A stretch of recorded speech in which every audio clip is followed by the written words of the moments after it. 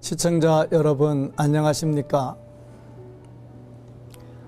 오늘은 구차한 중에 드려진 헌금이란 주제를 가지고 함께 말씀을 상고하도록 하겠습니다. 하나님 말씀 마가복음 12장 41절로 44절 말씀 중에 43절 말씀을 봉독해 드리겠습니다. 예수께서 제자들을 불러다가 이르시되 내가 진실로 너희에게 이르노니 이 가난한 과부는 헌금함에 넣는 모든 사람보다 많이 넣었도다. 하나님은 영이시기에 돈을 필요로 하지 않습니다. 그러므로 하나님께서 우리에게 돈을 달라고 요구할 필요가 없습니다. 그럼에도 불구하고 성경에서는 하나님께 올 때에 빈손으로 오지 말라고 말씀하시면서 우리가 주의 전을 찾을 때 헌금해야 할 것을 말씀하셨습니다.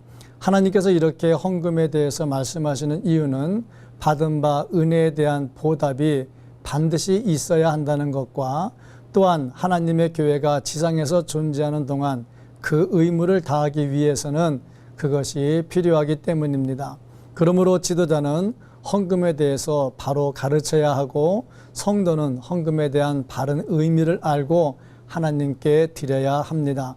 본문 말씀은 하나님께서 아름답게 보시고 인정하는 헌금이 어떤 것인가를 가르쳐주고 있습니다. 예수님은 헌금하는 사람들에게서 새로운 장면을 목격하셨습니다. 그 당시에 성전 측에서는 사람들이 헌금을 드리는 그 순간에 다른 사람들이 볼 수 있도록 했습니다. 여기에 적지 않은 문제가 있었습니다. 사람들은 누가 얼마나 많이 헌금을 하는지 볼 수도 있었습니다. 그것 때문에 헌금을 많이 하는 사람은 자신을 은근히 과시하였고 사람들은 그를 부러워했으며 헌금을 적게 하는 사람은 창피함을 금하지 못했습니다. 성전 안에서 합당치 않은 일이 일어난 것입니다. 그들은 헌금에 대해서 적지 않은 오해를 하고 있었습니다. 예수님은 그들의 잘못된 태도를 그대로 두지 않고 바로잡아 주시기 위해서 구차한 중에 헌금을 드린 가난한 과부의 아름다움에 대해서 말씀하셨습니다. 예수님은 먼저 부자가 헌금하는 것을 보셨습니다. 부자는 다른 사람들이 부러워할 정도로 많은 것을 드렸습니다.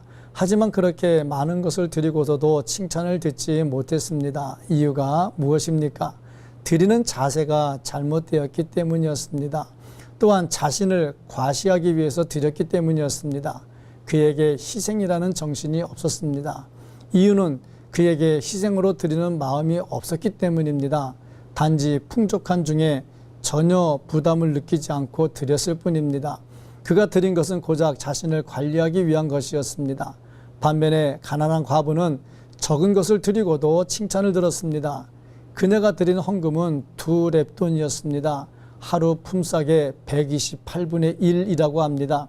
그렇게 적은 돈을 드리고도 칭찬을 들은 이유가 무엇입니까?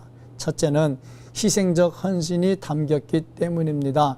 자신이 가진 전부를 드렸습니다. 그것도 사랑하는 마음으로 했습니다. 둘째, 무모할 정도로 드렸기 때문입니다. 셋째, 환경을 뛰어넘는 신앙 표현으로 드렸기 때문입니다. 오병이어의 기적을 일으킨 물고기와 떡과 같았습니다.